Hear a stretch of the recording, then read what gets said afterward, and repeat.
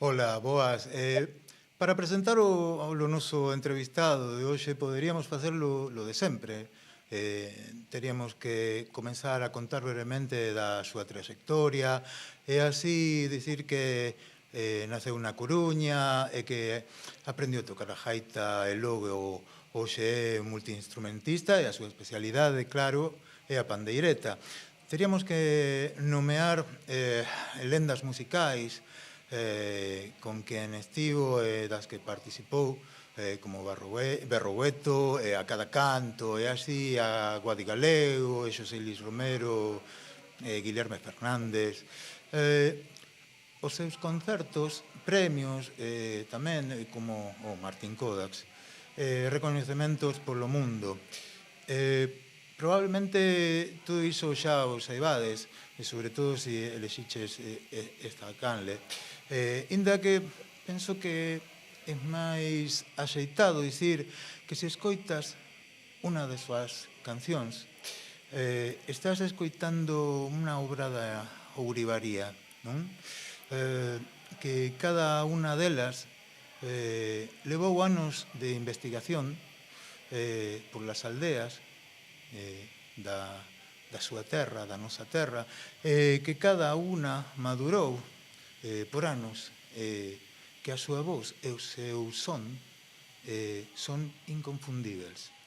E o máis importante de todo, que cando lle ves, decatas a xiña que non deixou de ter unha alma, non deixou de ter a alma dese mozo sinxelo que andaba por lo rural buscando o que ninguén entendía.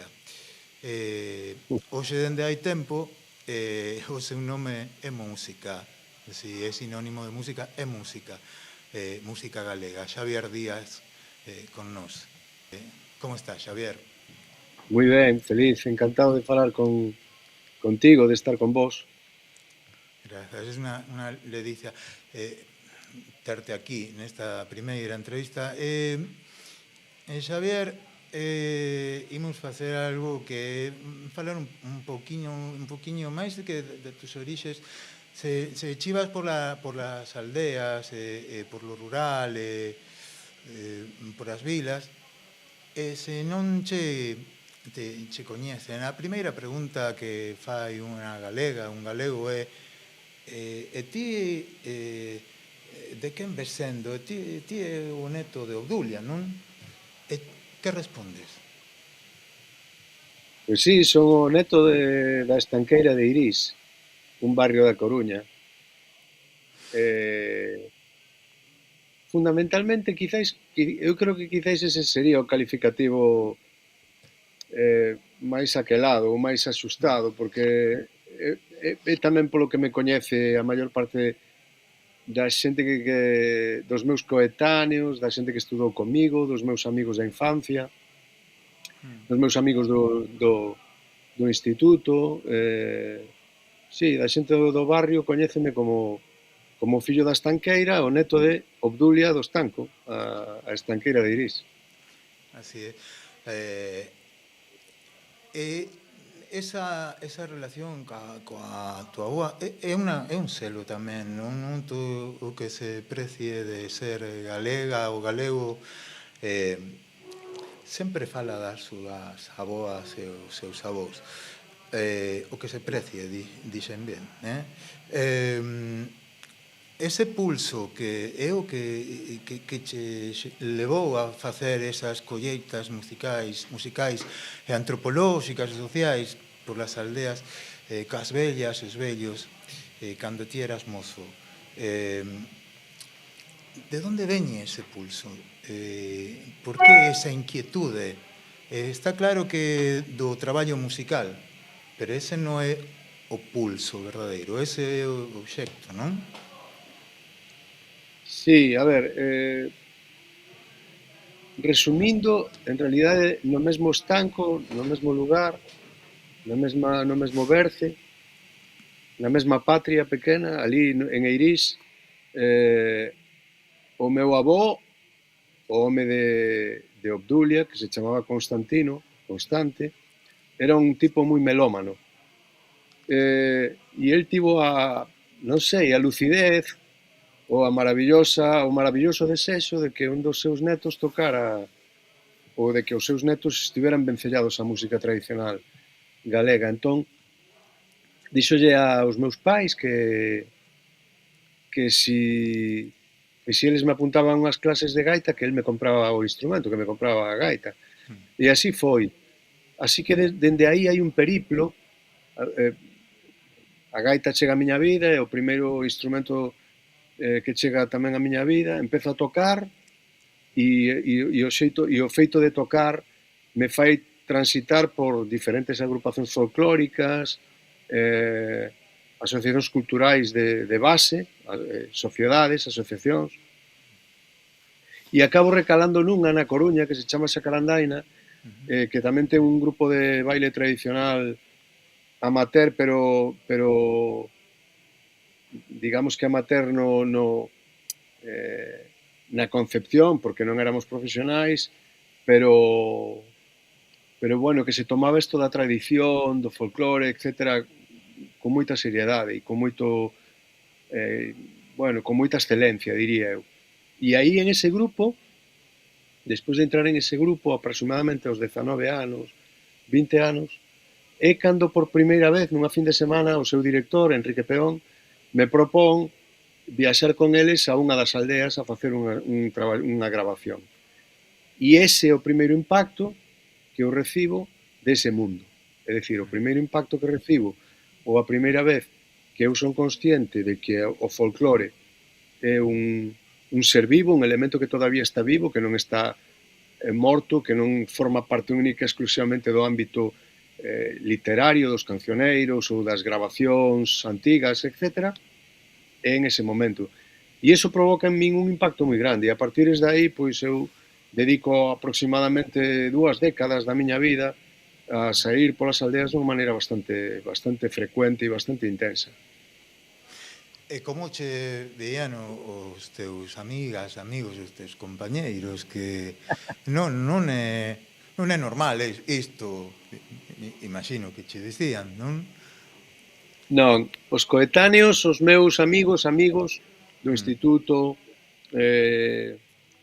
os meus amigos do barrio, os meus curmáns, os familiares, incluso na miña propia casa, era algo difícil de entender, porque o normal para un rapaz de 19 anos era en aquel momento estar, que sei eu, escoitando rock and roll, indo ás boliches, ás discotecas, a divertirse, ir a mocear, bueno, pues eso era un pouco habitual, non? E no meu caso, bueno, pois era a circunstancia de que dedicábamos unha parte moi importante do noso tempo libre a eso, a transitar polas aldeas do noso país. E iso é verdade que nos convertiu en aquel momento en, bueno, nunhas tipas e uns tipos un pouco incomprendidos. Co paso do tempo, necesitouse bastante tempo para que entenderan realmente o que estábamos facendo e cal era a paixón que nos tiña atrapados. Xa digo, eso foi co paso do tempo.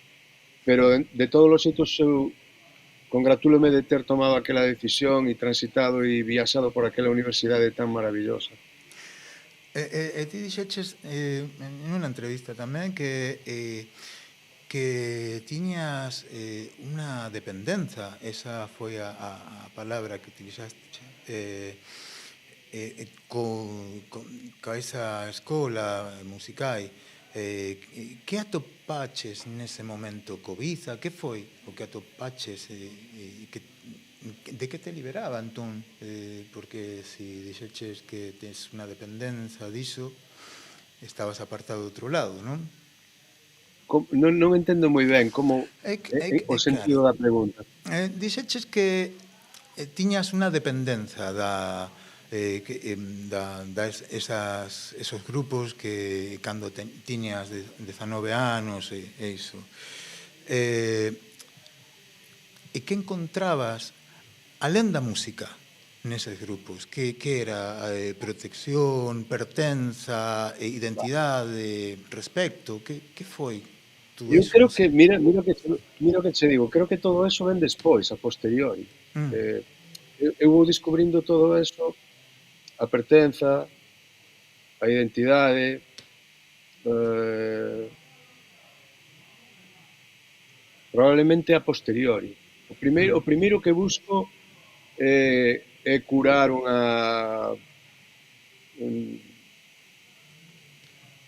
un adolescente que ven dun momento complicado na vida, na miña vida, na vida tamén da miña propia familia.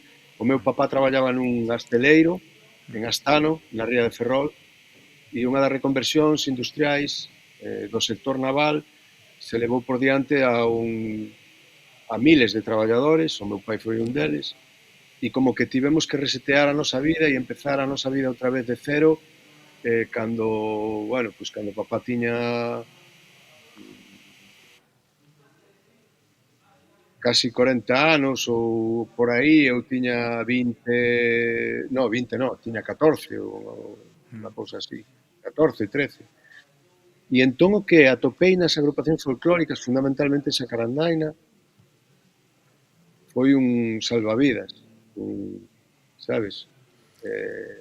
Un lugar, unha nova casa, un lugar no que reconciliarme un pouco coa sociedade, de reconciliarme un pouco bueno, coa vida tamén, é dicir, que a min parecíame que era tremendamente injusto ter que marcharnos do lugar no que vivíamos, porque nós tivemos que marchar de Ferrolterra á Coruña claro. e comezar unha nova vida, os meus pais unha nova vida profesional e eu e meu irmán empezar unha nova vida de cero con bueno, con todo o que significa, non? É dicir, un adolescente que de repente se desarraiga, marcha do seu entorno, se despide dos seus amigos e empeza unha nova vida nunha cidade dunhas dimensións máis grandes, aínda que é unha cidade pequena, pero para nós foi un impacto moi importante. Entón, o que atopei aí foi unha nova familia que me abrazaba e que me acolleu con moito cariño, con moito amor, e a partir de aí é cando veñen o resto das cousas. Cando ven a música, as recollidas, a identificación co meu país, coa miña cultura, e a descoberta de todas esas cousas, de alguna maneira vaise forxando nese momento, non? Creo eu. Por iso hai unha dimensión que é a social e a humana que incluso vai por diante en ese momento da dimensión estritamente musical ou do folclore, digamos. E aí veñe o teu nome, que trocaches o teu nome, non? Con orgullo. Correcto, foi en ese momento, aproximadamente aos 19 ou 18, quizá, non sei se un pouco antes, sí, 17, 18, 19, por aí. Era o Xavier casi universitario. Un día vaise ao goberno civil e falei con un funcionario. Eu creo que debía ser maior de idade, porque para facer iso había que ser maior de idade. Entón debino facer aos 18 anos, justamente. Baixei e galeguicei o meu nome. Eu, na miña partida de nacimento, poñía Javier Díaz e eu mudei o meu nome.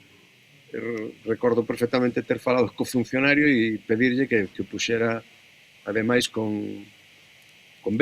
Xavier, sí, Xavier con B.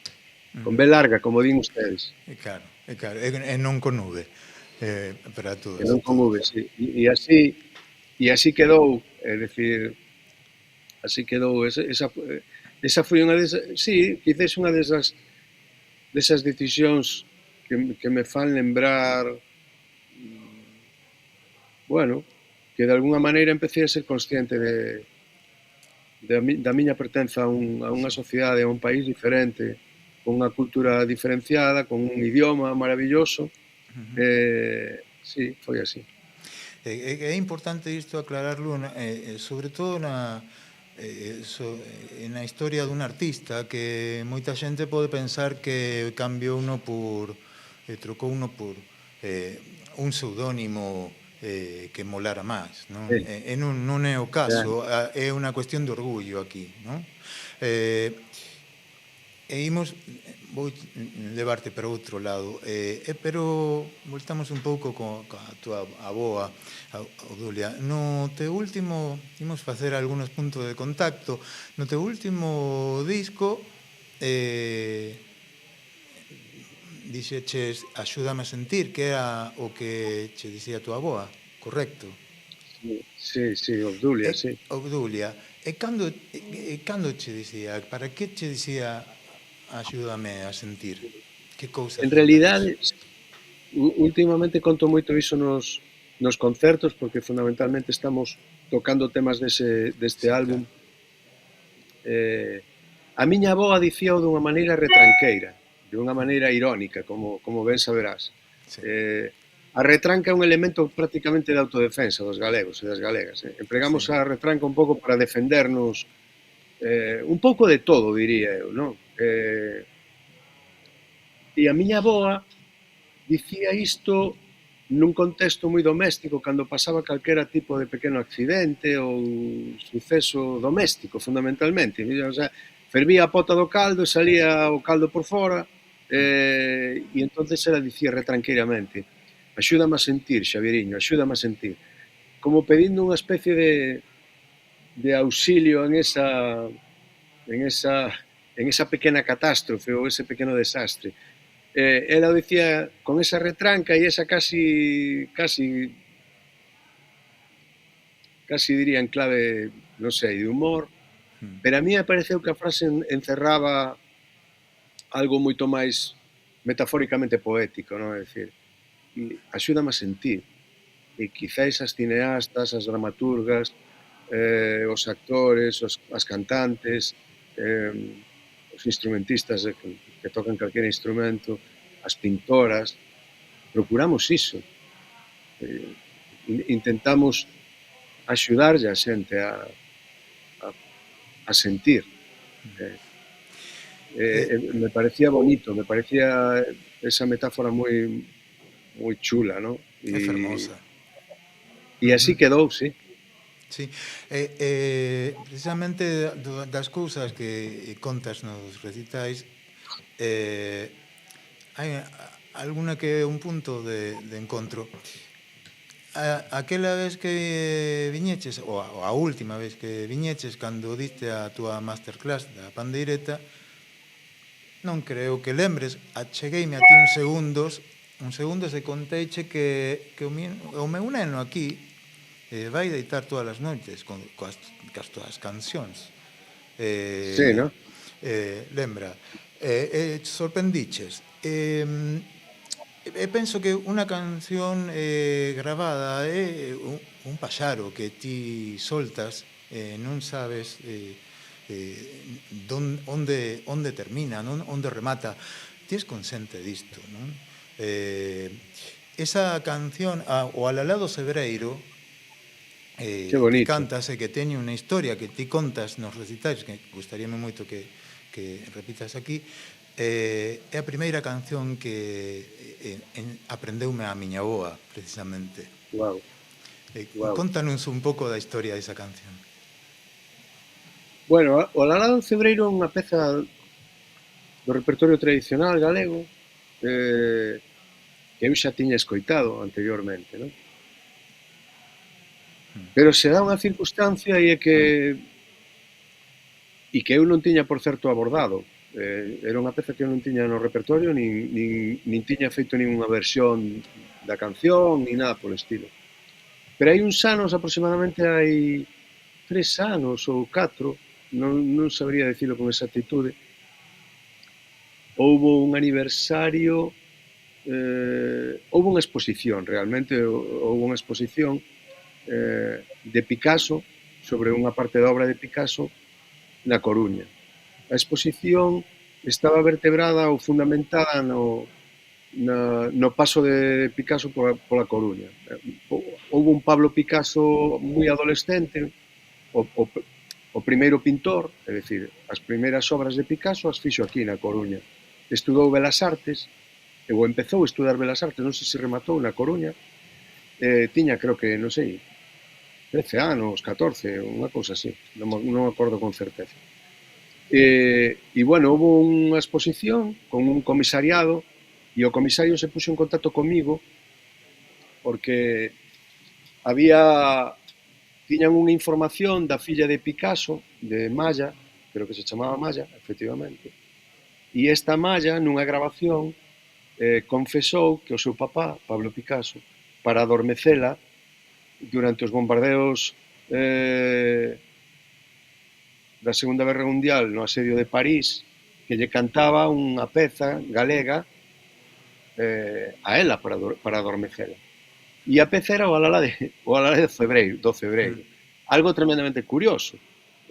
Aí empezamos un pouco a indagar, aínda que é realmente difícil saber a conexión do Alalá con Picasso. Probablemente daquela estaría na Coruña por algunha circunstancia, ou se levou un vinilo de Cánticas da Terra ou de algunha agrupación folclórica, que sei eu. O caso é que el lle cantaba esa peza a súa filla para adormecela. E eles querían incluir a peza na exposición, de maneira permanente na exposición. É dicir, que sonara esta canción ao lado, por certo, de unha especie de un cadro dun gaiteiro que el fixo. Vale, el dibuixou un gaiteiro. Hai unha figura moi icónica dun gaiteiro e eles querían poñer esa grabación do Alalá do Cebreiro ao seu lado. Así que me fixeron un encargo e me permitiron o privilexio de ser eu o encargado de facer a versión e poñerlle a voz a ese Alalá. O gravei e formou parte da exposición. E despois o cantei na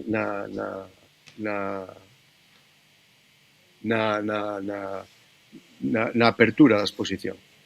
Esa é un pouco a historia da peza. E eu a peza incluína finalmente no álbum, non sei se a incluín.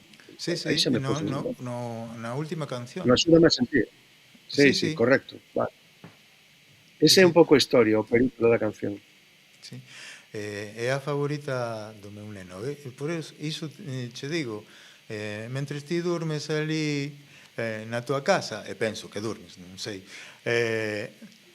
noutra parte do mundo alguén está escoitando a túa canción e pega de alguna maneira o que ti dis. Fasme lembrar a miña avoa, que é o primeiro que aprendín en galego, con outro ritmo e cantada de modo diferente, claro. Así que, bueno, iso fíxate que é a lingua tamén, non? E unha das preguntas lóxicas é que ti pensas que como podemos facer para, alén das políticas, por suposto, para fomentar a nosa lingua, pero a música é a maneira. A Mercedes Sosa, por aquí, ca letra da Víctor Heredia, canta, non? Na canción da bandeira, na canción para a bandeira, un pobo que canta sempre terá futuro, dice a canción. Que pensas disto, Xavier? A música é a lingua. A mí gustaríame moitísimo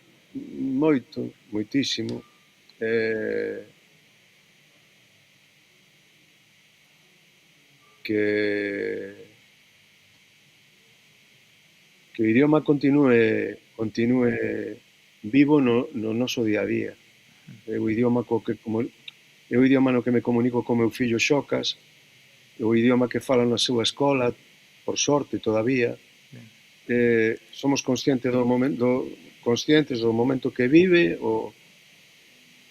a nosa lingua e estamos preocupados e preocupadas e simplemente nos gustaría que continúe ser a nosa lingua vehicular, a lingua co que nos expresamos, a lingua co que nos comunicamos, con todo o mundo. E gustaríanos que non formara parte de ningún tipo de, de meroteca, nin de vago recordo de algo que tivemos e que perdimos. A min gustaríame pensar que vai a continuar sendo a nosa ferramenta de comunicación entre todas e entre todos nós.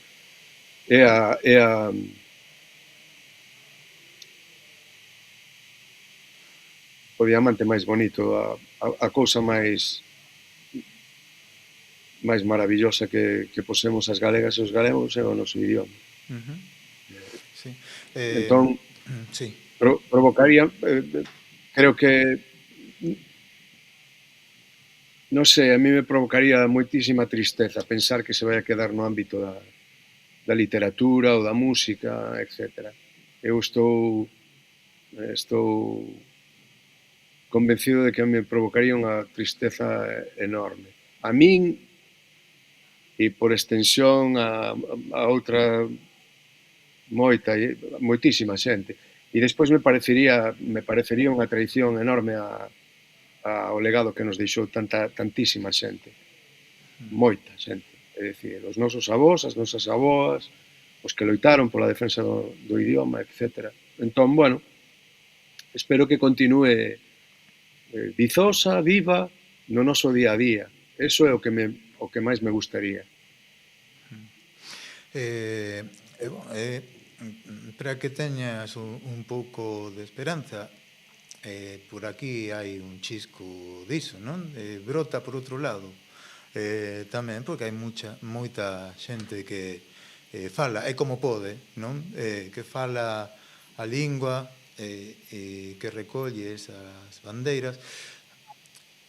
Tamén podemos falar, e por eso esta canle, este momento, e podemos falar e traer con orgullo o sentimento e o concepto da quinta provincia, que é injusto que falemos da quinta de Bos Aires moitas veces, dimo aquí con orgullo tamén como a quinta provincia, creo que toda América, non? Porque sería injusto coa xente de Montevideo e todo iso. Sí. E outros países de Cuba e Porto Rico, que temos unha compañeira nas nosas clases de galego, de México, de Venezuela, de Brasil, de todos os lados. É obvio. E depois imos deixar un enlace para a nosa profesora Caro, que faz moito por nós. Salgamos de aquí e imos deixarte tranquilo, imos facer as dúas preguntas máis e rematamos. Xavier, hai tempo, imos falar un poquinho máis da tua música antes de irnos, e rematamos co isto, que dixeches que tiñas que falaches da relación co teu público, non? Que ás veces te vías obrigado a cantar as de sempre, as que todas e todos sabemos ou vemos, e iso é así con todos os músicos e as músicas. Gostaríame moito saber tes algunha canción, e se tes a man unha pandeireta ou que queras, estou pedindoche un agasallo, o que queiras, se tes ganas. E que canción tes por aí que ti dis, mira isto, que non é necesariamente, que che gusta, mira, quero mostrarte esta canción. Que che cante agora unha canción? Non precisamente iso. Ti dices que hai cancións que non están nos concertos, ou que ti estás... Pero cancións que me gustan miñas ou de outra xente? As que queiras, as que... Eu cando estou a miña casa toco a guitarra un pouquiño, canto esta... Toco a guitarra un pouquiño, sí. pero te sorprendería demasiado. Dalle. Te sorprendería moito. Eu se tuvera que cantar unha canción, sería probablemente, moi probablemente, o 99% de Charly García. Alguna en especial? Uf, Viernes 3 AM, cuando ya me empieza a quedar solo, Ja, eh, quizáis algunha desas, quizáis algunha desas. hai alguna en Eh, galego? Disas. sempre que vou, sí, non descarto, non descarto en algún momento facer algún cover de algunha canción, pode ser de Charlie, ou pode ser de, non sei, de Spinetta, que as ten maravillosas, ou pode ser de Mercedes, por suposto, ou, ainda que, bueno, Mercedes será máis intérprete, non? Sí, Pero sí. eu estou moi vinculado, moi vencellado á música argentina en xeral, ao folclore por unha parte, é dicir, son un gran escoitante de, non sei, de Juan Quintero, da Casa Catrío, de Juan Falú, de Chango Spasiuk, pero o rock nacional me parece, o rock nacional, como dicen eles, Charly García, Luis Alberto Spinetta, Lito Nevia, etc. Eu son un fan absoluto. Estou moi vencellado a ese país por moitas cousas. Así que, sí, non sei, sería probablemente algún disco de Charlie ou incluso Fito Páez, tamén me gusta moito Fito Páez. Podría ser. Mira, eh, agardamos. E por último, che deixo con isto, eh, alén dos instrumentos, que te los podes levar todos se queres, que cousas de Galiza non che poden facer falla para soportar a morriña? Non me poden, Facer, o facer falta. sea, que non me poden faltar, queres decir. É claro, que non te poden faltar, non che poden faltar. Que non me poden Por exemplo, faltar. eu teño o meu licor de ervas que fagolo eu na miña casa. Cando lembra a miña avó, a meu avó, aí acado nos grolos. E ti? No meu caso diría unha botella de Ribeiro. E no tempo da centola, unha centoliña tamén axuda a sobrelevar as penas moito mellor, por exemplo. Pero sí, un Ribeiro. Ademais, me parece que o Ribeiro é un viño especialmente galego. Sí. Polas, un viño que, por certo, en moitos momentos e en moitos períodos da historia, incluso recente, foi un pouco denostado e un pouco, bueno, eu creo que é un incomprendido. E é un viño que, dentro do meu punto de vista, ten moito ADN, ten moita terra, ten esa pequena acidez que o fai especial, que o diferencia de viños de outras latitudes. Sí, eu diría eso, un Ribeiro, e, por suposto, sempre unha pandeireta cerca. Eu necesitaría ter unha pandeireta cerca para poder botar unha peza. O instrumento nacional. Para min sí, xa sabes que sí. A pesar de que os gaiteiros se me enfadan un pouco, pero bueno, saben que o digo con cariño e que o digo e que o fundamento tamén, que explico por que me parece que é así. Pero sí, unha pandeireta. A pandeireta é un instrumento que para min simboliza e representa moitas cousas. Sí, collemos esa idea que tes da transmisión da cultura das mulleres, non? Que falaches do Spotify e da pandeireta. Bueno, dedicámosle a elas, non? Este espazo, esta entrevista, esta conversa, Sí. Xavier, unha ledicia, verdadeiramente. Un placer moi grande e un placer ver como o río Miño non morre en Tui, que continúa aí ou na Guarda, perdón, que continúa polo mar e non sei se sube polo río da Plata e que o inunda todo e que estamos, bueno, que somos un país tremendamente permeable, que nos mezclamos moi ben con outra xente, que nos levamos moi ben con outra xente. E nada, aproveito para mandarlle unha aperta e un bico pero que moi grande a toda a xente desa beira do Atlántico. é a miña segunda casa, por decirlo de algún xeito, e teño un sentimento e unha sorte de paixón pola Argentina un pouco inexplicable, tampouco, que non se explican nin tampouco na miña casa. Escoito moitos noticieros argentinos, como podes ver, moita música argentina. Síntome tremendamente vencellado a bueno, a ese país tamén, e tamén moi agradecido porque abrazou aos meus paisanos aí, e sempre é unha felicidade volver. Espero que regresemos moi pronto a facer música. Grazas, Xavier. Aperta e bicos. Outra grande. Así pasou Xavier Díaz por aquí, e iso que rescatamos iso que dicíamos ao principio, non? Da conversa. Un home que non perdeu as súas raíces, polo contrario, las leva como unha bandeira toda a vida e non decepciona, que é o máis importante, que non calquera pode dicir iso, non? Pode mirar os teus ollos. Aperta e bicos para todas e todos.